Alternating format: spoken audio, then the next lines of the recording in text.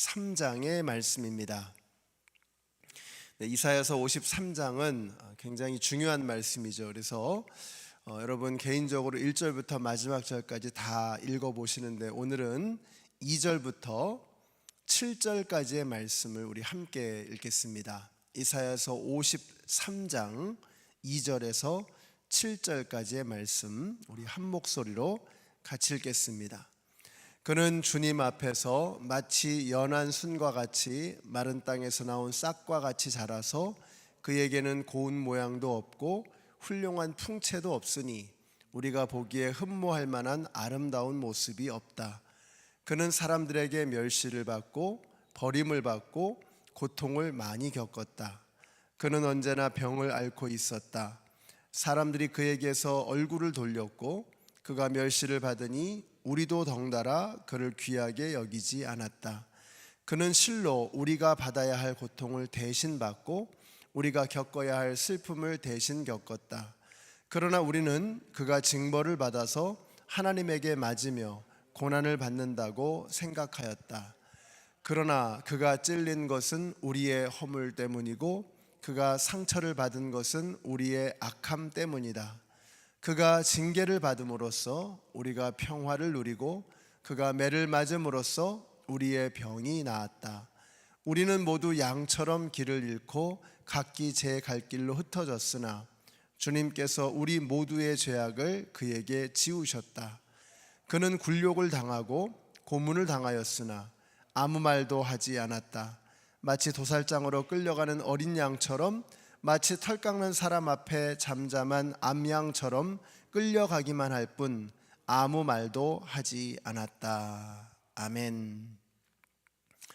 자, 오늘은 우리나라가 일제의 압제에서 해방된 지 78주년이 되는 8.15 광복절입니다. 이 광복이라고 하는 말은 빛을 다시 회복했다라는 뜻이죠. 자, 이 모든 것이 하나님의 은혜입니다.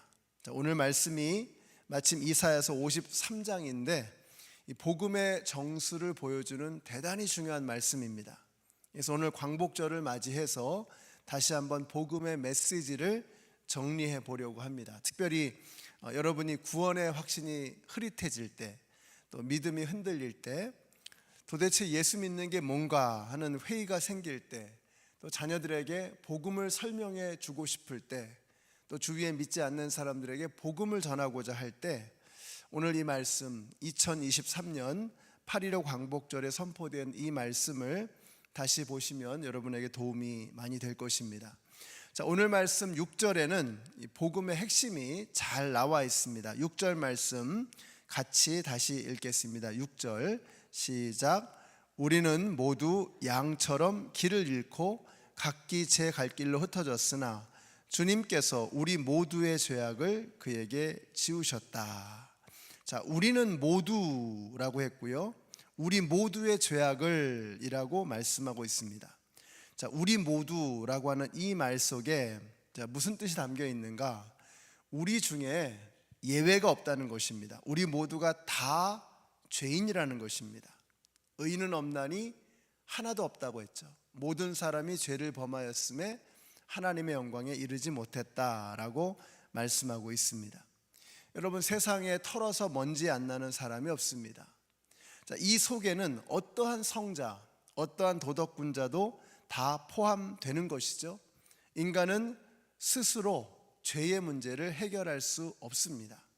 이것이 바로 종교와 기독교의 차이입니다. 종교는 인간이 노력해서 하늘나라에 올라가겠다, 구원에 이르겠다라고 하는 노력이죠. 그러나 여러분, 세상에서 기독교 하나만 다른 것입니다. 기독교는 인간이 하늘나라에 올라갈 수 없으므로 하나님께서 이 땅에 오셨다는 것입니다. 그래서 기독교는 종교가 아닙니다. 기독교를 자꾸 종교라고 생각하는데 아닙니다. 기독교는 종교가 아니고 하나님께서 이 땅에 오신 사건입니다. 복음입니다. 그래서 여러분이 이걸 기억하셔야 합니다. 우리 모두는 다 양과 같다, 예외가 없다라는 것입니다. 자, 그럼 왜 하필 양이냐? 양이라고 하는 동물은 겉으로 보면 순진하고 온순해 보이지만 양도 한 성깔 한답니다. 거기다가 고집이 세죠. 미련해서 맨날 구덩이에 빠지죠. 길을 잃어버리는 겁니다. 거기다가 스스로 생존할 능력이 없는 거예요. 그냥 가만히 놔두면 양은 죽는 겁니다. 그런데 가만히 보니까 인간이 바로 그렇습니다. 겉으로 보면 굉장해 보이고 대단해 보이지만 인간은 스스로의 문제를 해결할 수 없는, 그냥 가만 놔두면 멸망할 수밖에 없는 그런 존재입니다. 바로 여기에 하나님의 딜레마가 있습니다. 하나님은 우리를 사랑하셔서 우리를 천국에 오게 하시기를 원하십니다. 자, 그런데 우리가 죄인이기 때문에 천국에 들어갈 수가 없는 것입니다. 여기 하나님의 딜레마가 있는 거죠. 우리를 사랑하셔서 우리가 구원받기를 원하시지만 우리가 죄인이기 때문에 하나님의 나라에 천국에 들어갈 수가 없는 것입니다. 그래서 하나님의 방법이 뭐냐? 6절의 말씀입니다. 우리 모두는 다 양 같아서 길을 잃고 각기 제 길로 흩어졌으나 주님께서 우리 모두의 죄악을 그에게 지우셨다. 그에게 지우셨다라고 말씀합니다. 우리가 받아야 할 죄값을 누군가 대신 져 주셨다는 것입니다. 자, 오늘 이 말씀, 이사야서의 말씀이 놀라운 것은 이 말씀이 예수님이 탄생하시기 700년 전 이사야 선지자에 의해서 기록되어진 말씀이라고 하는 것이죠. 700년 전에 예수님에 관해서 이렇게 선명하고 명확하게 예언하고 있는 것입니다. 자, 이게 무슨 말이냐? 이 말씀은 예수님의 모든 생애와 사역과 죽으심과 태어나심과 이 모든 것들은 그냥 우연스럽게 일어난 아주 희한한 이야기가 아니라 이건 하나님의 약속이고 그 약속이 성취되어졌다라고 하는 놀라운 섭리의 말씀이라고 하는 것이죠. 자, 우리의 죄악을 그에게 지우셨다라고 하는 이 말씀의 의미를 이해하기 위해서 아마 이 이야기가 도움이 되실 겁니다. 어느 나라에 아주 훌륭한 왕이 있었죠. 이 왕은 법을 한 번도 어긴 적이 없는 정의로운 왕이었습니다. 이 왕에게는 사랑하는 어머니가 있었는데 어느 날 어머니가 자기도 모르는 사이에 이 나라의 중요한 이 법을 어기게 되었습니다.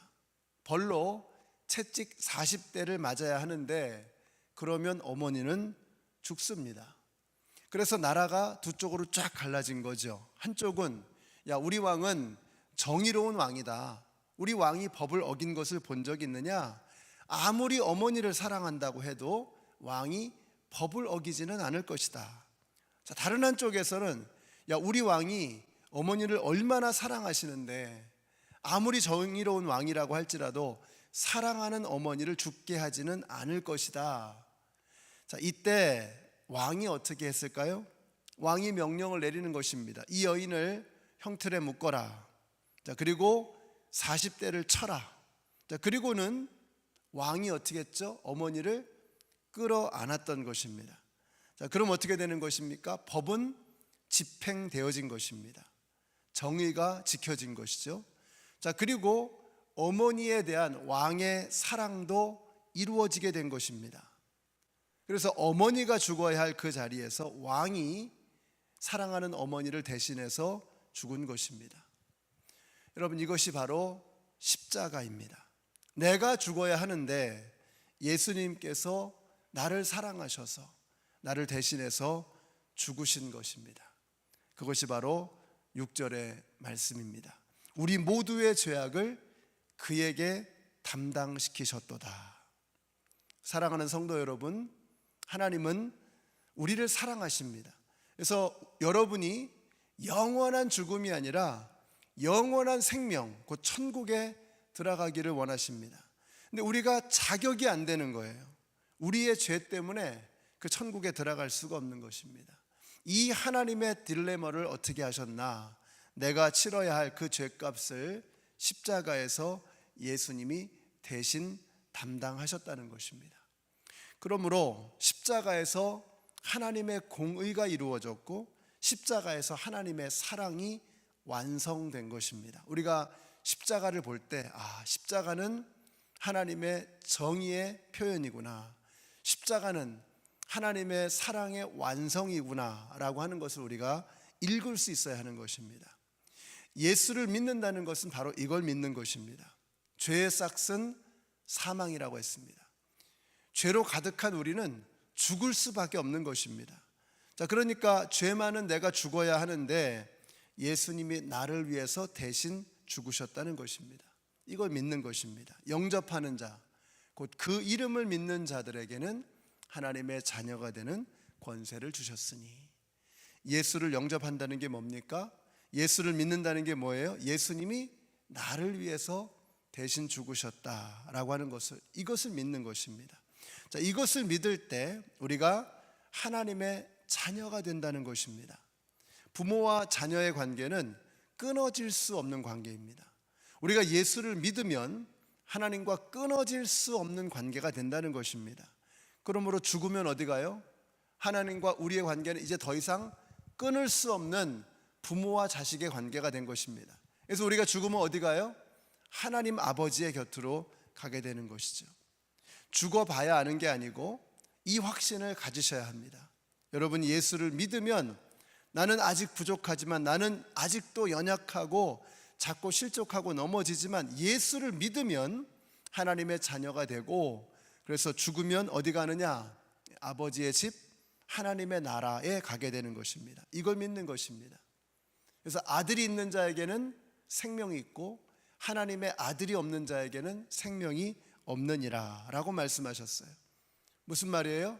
다른 팩터가 없다는 것입니다. 그러니까 우리가 하나님의 나라, 영원한 생명, 이터널 라이프를 누리기 위해서, 하나님의 나라에 가기 위해서 다른 요소가 없다는 거예요. 아들이 있는 자에게는 생명이 있고 하나님의 아들이 없는 자에게는 생명이 없느니라. 아들 하나에만 달렸다는 것입니다. 십자가 하나에만 달렸다는 것입니다. 예수 그리스도의 보혈의 능력을 믿느냐? 이 하나만 보겠다는 것입니다.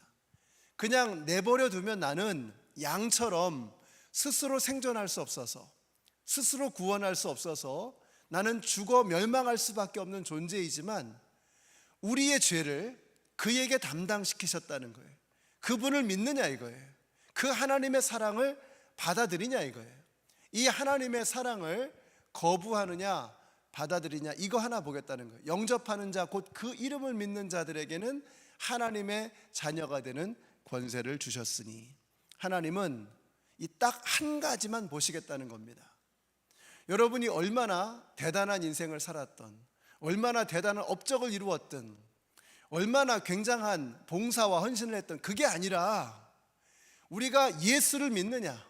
나는 죽을 수밖에 없는 존재이지만 나를 위해서 죽으신 그 하나님의 사랑, 나를 위해서 대신 십자가를 지시고 채찍을 맞으시고 대신 죽으신, 죄값을 치르신 그 하나님의 신비, 그 하나님의 사랑, 우리를 위해 주신 이 복음을 믿느냐, 이거 하나만 보겠다는 것입니다. 그러니까 천국은요, 내가 뭘 잘해서 가는 게 아니고, 천국은 내가 뭘 대단한 업적을 이루어서 가는 게 아니고 나를 위해서 죽으신 예수를 영접함으로, 그래서 하나님의 자녀가 됨으로 죽으면 마귀의 집으로 가는 게 아니라 우리 아버지의 집으로 가는 것, 여러분, 이것이 바로 예수를 믿는 것입니다.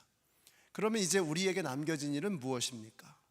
이제 천국 가게 되었으니까 막 살아도 되느냐? 이건 복음의 의미를 몰라서 하는 말입니다. 우리가 하나님의 자녀가 되었지 않습니까? 그러니까 이제부터 하나님의 자녀답게 사는 겁니다. 자, 그러니까 예수를 믿는 하나님의 자녀들의 하루하루의 삶이 얼마나 영광스럽고 멋진 삶이 되겠습니까? 오늘 여러분이 그런 멋진 삶을 살아가게 되시기를 바랍니다. 78년 전에 우리나라가 광복을 이루었습니다. 그럼 이제 빛을 다시 회복했습니다. 더 이상 일제의 식민지 국가가 아닙니다. 식민지 백성이 아니에요. 그런데 해방이 되고 나서도 여전히 식민지 백성처럼 살면 안 되겠죠. 우리가 예수를 믿음으로 더 이상 마귀의 지배 아래에 있는 것이 아니라 하나님의 자녀가 된 것입니다. 그런데 우리가 예수를 믿고 나서도, 해방이 되고 나서도, 광복을 이루고 나서도 여전히 마귀의 자녀처럼 산다면 안 되겠죠. 여러분, 우리가 예수님을 닮아간다는 게 뭐죠? 우리가 믿음 생활 해나간다는 게 무엇입니까? 우리를 자유케 하신 예수 그리스도의 그 사랑을 우리의 삶 속에서 이루면서 온전한 광복을, 빛의 회복을 우리 가운데 이루어내는 것입니다. 오늘 우리 KPCMD의 모든 식구들, 오늘 영상으로 함께 예배드리시는 모든 분들, 이 자리에 계시는 여러분 한 분 한 분이 여러분 안에 빛을 회복하시고 하나님의 자녀답게 멋지게 살아가시는 오늘 하루가 되시기를 바랍니다. 거기에서 끝나도 안 되는 거예요. 이 빛을 아직 알지 못하는 자들에게 전해줘야죠. 해방의 길이 있대, 우리가 광복할 수 있대, 독립할 수 있대 라고 하는 이 기쁜 소식을 아직도 알지 못하는 사람들에게 전해야 하는 것입니다. 그것이 하나님께서 56년 전에 이 땅에 우리 교회를 세우신 목적입니다. 이 복음의 소식을, 이 복된 소식을 전하라는 것입니다. 이 미시간 땅에 아직 예수님 알지 못하며 마귀의 자녀로 살아가고 있는 이 땅의 많은 불쌍한 영혼들, 그 어둠 속에 있는 영혼들에게 이 아름다운 빛을 선전하는 도구로 저와 여러분을 부르신 것입니다. 2023년 8.15 광복절에 주신 이 복음의 메시지, 여러분이 믿음이 흔들릴 때마다, 복음의 의미를 되새기고자 할 때마다 이 말씀을, 이사야서 53장의 말씀을 기억하시고 다시 들으시기 바랍니다. 오늘 여러분의 목장 식구들에게, 여러분 주위에 있는 분들에게 이 말씀을 다시 한번 들으시고 다시 한번 구원의 확신을 얻으시고 주님께서 우리를 부르시는 그날까지 후회함 없이 빛의 자녀로 멋지게 살아가시는 우리 모두가 되시기를 예수님의 이름으로 축원합니다. 우리 같이 기도하겠습니다. 오늘 기도하실 때 우리 안에 하나님 빛을 회복하게 하여 주시옵소서. 하나님의 자녀답게 살아가게 하여 주시옵소서. 이 디트로이트 땅에 아직도 예수님을 알지 못하는 이들에게 이 빛을 증거하게 하여 주시옵소서. 영원한 생명을 누리며 살아가는 오늘 하루가 되게 하여 주시옵소서. 우리 같이 기도하겠습니다. 아버지 하나님, 감사합니다. 오늘 저희들에게 8.15 광복절을 맞이하여서 다시 한번 빛을 회복하게 하시는 이 복음의 메시지를 들려주심에 감사를 드립니다. 내가 죽어야 하는데 내가 죽어야 할 그 자리에서 예수 그리스도께서 대신 죽으신 것을 믿습니다. 나는 죽을 수밖에 없는 존재이지만 하나님의 우리를 향한 그 사랑 때문에 영원한 생명의 길이 열리게 하심을 감사합니다. 이제 우리가 광복되어진 빛을 회복한 하나님의 자녀가 되었으니 하나님의 자녀답게 살아가는 이 멋진 삶이 우리의 오늘 하루 속에 펼쳐지게 하여 주시옵소서. 아직도 이 복음을 모르는 이들에게 이 생명의 복음을 증거할 수 있는 우리 모두가 되게 하여 주시기를 원합니다.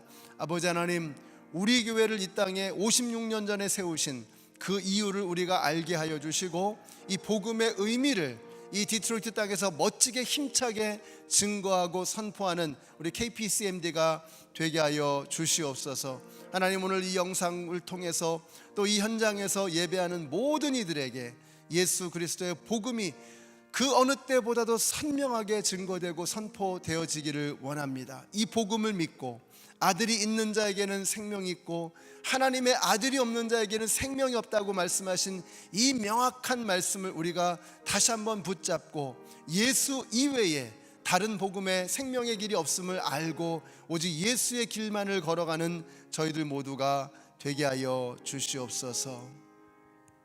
하나님, 감사합니다. 8.15 광복절을 맞이해서 우리가 다시 한번 우리를 죄의 권세에서 해방시켜 주신 예수 그리스도의 복음을 마음에 되새기게 하시니 감사합니다. 우리가 빛의 자녀로 멋지게 살아가는 우리 모든 성도님들이 되게 하여 주시고 하나님의 자녀다운 그 삶을 통해서 예수의 향기가 이 디트로이트 땅에 진동하게 하여 주시고 우리를 통하여 아직도 알지 못하는 예수님 모르는 많은 사람들에게 복음이 선포되고 증거되어지도록 쓰임받는 우리 교회가, 우리 성도가 되게 하여 주시옵소서. 예수님의 이름으로 기도드렸습니다. 아멘. 하늘에 계신 우리 아버지여, 이름이 거룩히 여김을 받으시오며 나라의 임하옵시며 뜻이 하늘에서 이룬 것 같이 땅에서도 이루어지이다. 오늘날 우리에게 일용할 양식을 주옵시고 우리가 우리에게 죄 지은 자를 사하여 준 것 같이 우리 죄를 사하여 주옵시고 우리를 시험에 들게 하지 마옵시고 다만 악에서 구하옵소서. 나라와 권세와 영광이 아버지께 영원히 있사옵나이다. 아멘.